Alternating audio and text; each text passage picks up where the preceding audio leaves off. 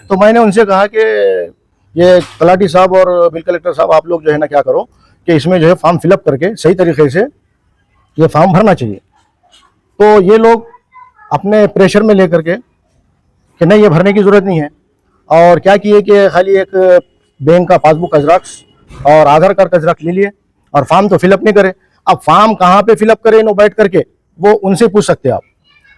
और हमने ये कहा कि देखो ये घर के अंदर सब लोगों के नुकसानात हुए, तो अंदर घर में एक परिवार है, 4-4 परिवार है, 3-3 परिवार है, तो इन्हों करे कि नहीं सिर्फ एक ले रहे, खाली एक फॉर्म सेलेक्ट कर रहे, तो एक फॉर्म सेलेक्ट कर रहे तो एक दरवाजे से एक फॉर्म ले रहे और इनके 4 कार्यकर्ता के, कांग्रेस के कार्यकर्ता के फॉर्म लगा रहे उसमें। सबसे पहले यहाँ पे उन्होंने डिफाल्टर है। अपने कार्यकर्ताओं को मजबूत करने के लिए वो जो अवाम है जिनका जो नुकसान हुआ है, तो उनका तो नुकसान हो चुका,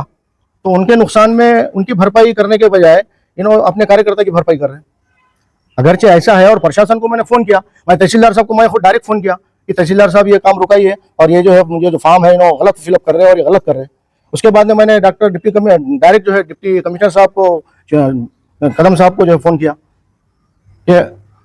डिप्टी कमिश्नर साहब आप जो है इनको फ़ोन कीजिए और फ़ोन करके बताइए आपके लोगों को। तो ये बिल कलेक्टर और ये जो तलाटी, ये लोग किसके दबाव में आके काम कर रहे थे ये हमको नहीं मालूम, लेकिन इसके पहले भी ऐसी हुआ और बोगस फॉर्म भरे गए जिसकी वजह से पैसा नहीं मिला,